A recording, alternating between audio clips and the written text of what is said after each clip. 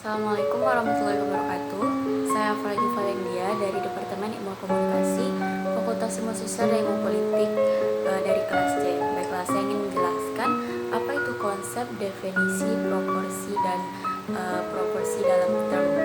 Baiklah, yang pertama itu ialah konsep.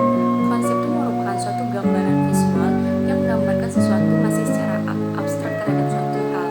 Fungsi dari konsep ini banyak. Salah satunya ialah agar orang lebih memahami apa itu sesuatu itu, dan hakikatnya konsep ini mudah dipahami. Yang kedua ialah definisi.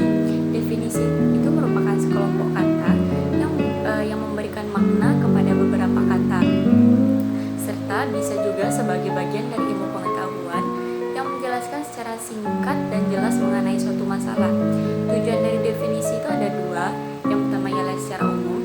Secara umum itu mempermudah dalam komunikasi terhadap kata-kata baru. Ketika kita berkomunikasi, apabila ada kata-kata baru, maka dengan definisi itu akan membuatnya lebih mudah. Yang kedua ialah tujuan khusus.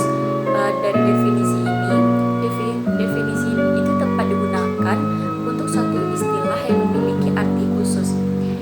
Selanjutnya ialah dalam logika itu ada dua definisi. Yang pertama itu definisi dominan, di mana dia itu mengarah pada asal-usul dari sebuah kata, sinonim, dan hasil perubahan, sehingga nantinya dapat menjelaskan sebuah arti tersebut tanpa adanya kesalahpahaman. Yang kedua ialah definisi real, di mana dia tuh menjelaskan mengarah pada keseluruhan ciri khas, sifat, dan tujuan keberadaan.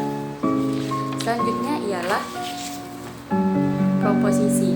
Proposisi itu merupakan pernyataan yang dapat dinilai benar atau salahnya suatu pernyataan tersebut, dan kebenaran suatu proposisi itu dapat berkorespondensi dengan fakta apabila dia benar, dan sebuah proposisi yang salah maka dia tidak akan berkorespondensi terhadap fakta. Jenis-jenis proposisi dia itu ada 4. Yang pertama ialah proposisi universal afirmatif, proposisi universal negatif, proposisi partikular afirmatif, dan proposisi partikular negatif. Kalau proposisi partikular afirmatif dia juga ada dua, ada kuivalen, ada implikasi. Kalau kuivalen dia tuh antara subjek dan predikat itu merupakan suatu persamaan, sedangkan pada implikasi dia merupakan suatu himpunan bagian dari predikat.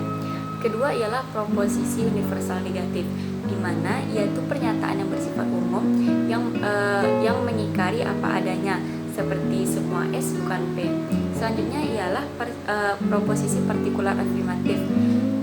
Proposisi partikular afirmatif itu ada inklusif dan ada juga implikasi. Kalau yang inklusif dia tuh sebagai objek merupakan sebagian dari predikat, sedangkan yang implikasi yaitu merupakan suatu objek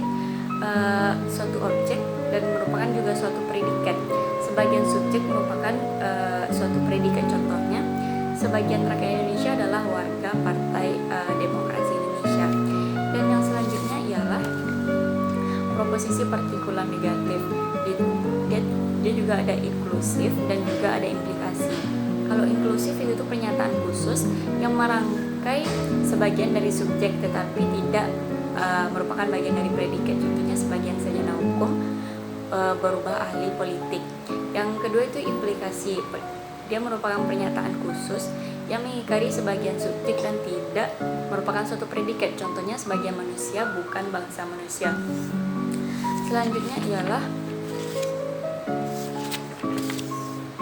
kesalahan berpikir. Kesalahan berpikir kita dalam berkomunikasi itu tuh merupakan suatu kekeliruan yang nantinya apa yang kita kembangkan itu menjadi tidak benar. Dan kesalahan berpikir itu ada 3. Yang pertama ada kesalahan berpikir formal. Kesalahan berpikir yang diakibatkan oleh pelanggaran kaidah-kaidah atau prinsip-prinsip yang ada di dalam logika.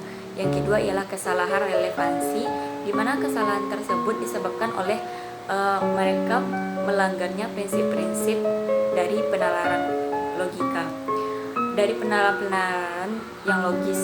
Dan yang ketiga ialah kesalahan bahasa, di mana dia tuh menggunakan bahasa yang salah dan penggunaan makna kata yang salah ataupun pemilihan kata yang salah dalam merangkai suatu kalimat atau dalam konteks kalimatnya.